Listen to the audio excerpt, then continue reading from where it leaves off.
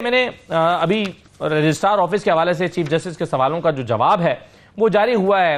مہربانو صاحبہ، بہت ساری اس میں چیزیں سوال کی شکل میں اٹھی تھیں کہ یہ سپریم کورٹ کے ایک ضابطے کی چیف جسٹس کے سوالوں میں یہ مضمر تھا کہ خلاف ورزی ہوئی ہے۔ اب آپ اس کو کیسے دیکھ رہی ہیں سارے معاملے کو، کیونکہ وہ وضاحت تھی، دوسری طرف سے جو تفصیلی فیصلہ جاری ہوا ہے اس میں یہ کہا گیا ہے کہ یہ سب سپریم کورٹ کا یہ بینچ یا 8 ججز یہ سمجھتے ہیں کہ اس کی ضرورت نہیں تھی۔ اب کس طرح سے اس کو دیکھیں گے آپ؟ بسم اللہ الرحمن الرحیم۔ جی، اتنے زیادہ ایشوز بن چکے ہیں جوڈیشری کے فیصلوں کے بنیاد پر کہ میرے خیال میں تو ایک بہت ہی کنفیوژن پیدا ہو گئی ہے ملک میں۔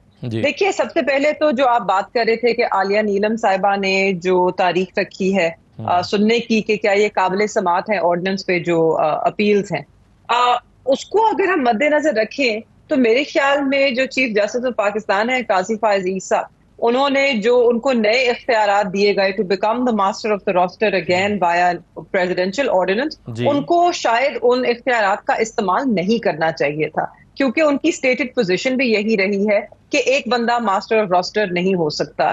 اسی لیے جب آرڈیننس جب پریکٹس اینڈ پروسیجر بل آیا تھا تو انہوں نے اس کا خیر مقدم کیا تھا اور یہ دعویٰ بھی کیا تھا کہ وہ خود اپنے یہ اختیارات جو ہیں وہ شیئر کرنے کو تیار ہیں۔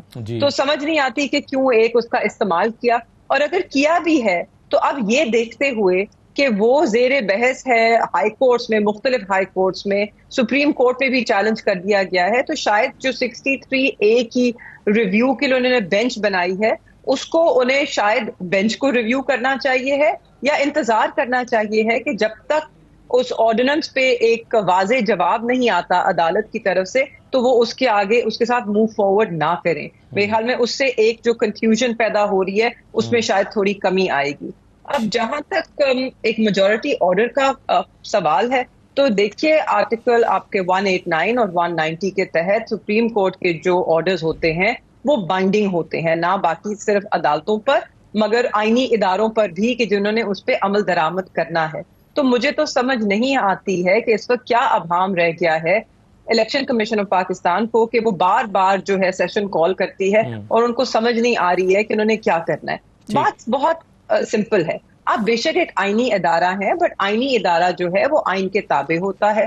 آئین کہتا ہے کہ سپریم کورٹ کے جو آرڈرز ہیں وہ بائنڈنگ ہوتے ہیں، اس کو امپلیمنٹ کرنا پڑتا ہے، آپ اس کے اوپر عمل کریں۔ ٹھیک ہے، بالکل صحیح ہے، کوئی کنفیوژن نہیں ہے۔ میں آپ کی نالج میں تھوڑا اضافہ کرنا چاہتی ہوں کاظمی صاحب، شاید آپ کی جو بحث ہے وہ زیادہ مدلل یا مفصل ہو سکے اس سے۔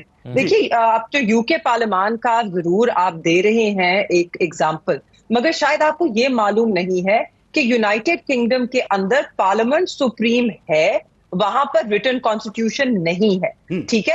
پاکستان کے اندر پارلیمنٹ سپریم نہیں ہے، آئین پاکستان جو ہے وہ ایک ریٹن ڈاکیومنٹ ہے اور وہ سپریم ہے۔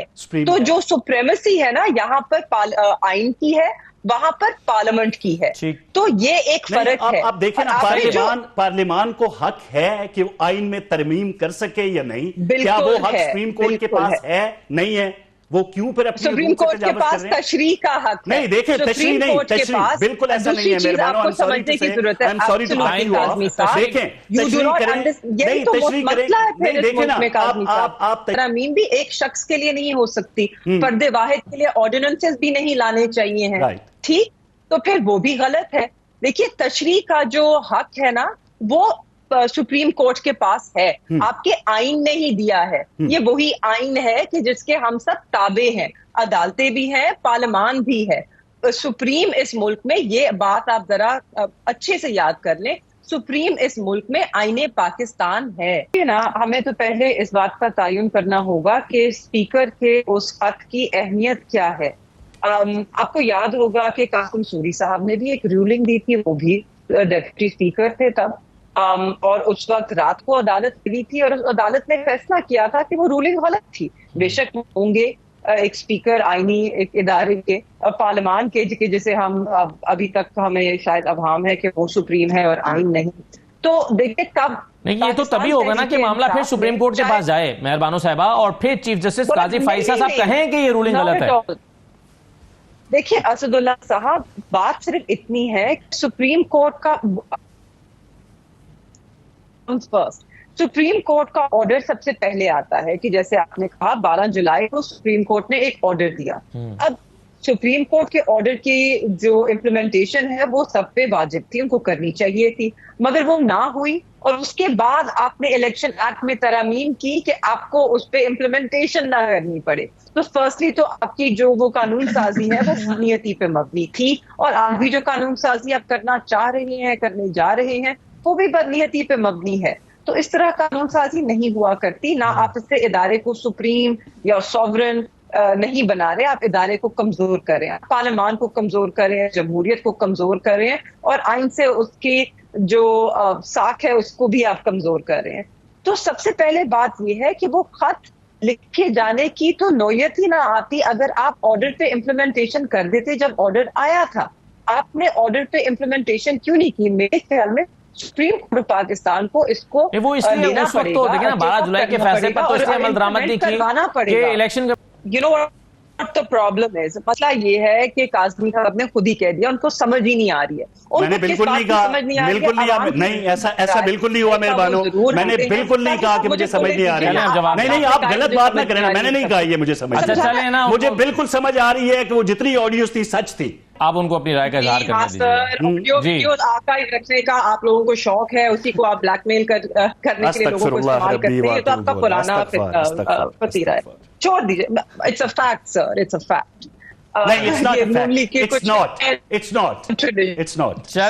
چھوڑ دیجیے، جواب تو دینے دیجیے نا. پھر آپ بات کر رہے تھے عوام کی رائے کی. آپ عوام کی رائے کو اتنی اہمیت دیتے ہیں. ہم سب جانتے ہیں کہ عوام کی رائے کو آپ نے 8 فروری کو اور 8 فروری کی رات اور 9 فروری کو کتنی اہمیت دی. تو عوام کی رائے ہی آپ کو سمجھ نہیں آئی، آپ اس کو ہی تسلیم کرنے کو تیار نہیں، تو آپ کو کیا باقی چیزیں سمجھ آئیں گی؟ اب دوسری بات رہی یہ، عوام نے ایک جماعت کو ووٹ دیا. آپ بے شک آپ دعویٰ کر لیں کہ آپ کو زیادہ سیٹیں ملی، that's another argument، but جتنی سیٹیں ہمیں ملی، جتنی سیٹیں آپ نے قبول کی کہ ہمیں ملی، اس کے بیسس کے اوپر ریزرو سیٹس ہماری بنتی ہیں. اب آپ کو سمجھ نہیں آ رہی کہ ہم SIC میں کیوں گئے.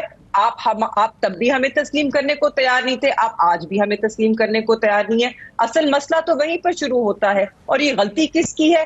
یہ آپ ہی کے پسندیدہ چیف جسٹس قاضی فائز عیسیٰ کہہ چکے ہیں کہ یہ غلطی الیکشن کمیشن آف پاکستان کی ہے. انہوں نے سپریم کورٹ کے فیصلے کی غلط اس پہ عمل درآمد کیا، غلط تشریح کی، اور PTI سے اس کا وجود الیکشن کے دوران چھین لیا. اگر ہم اس بات کو درست کر لیں تو یہ واضح ہو جاتا ہے کہ وہ سب کے سب 83 کے 83 ارکان جو ہیں وہ تحریک انصاف کا حصہ تھے، ہیں اور رہیں گے. اور ریزرو سیٹس بھی پھر تحریک انصاف کی ہی بنتی ہیں.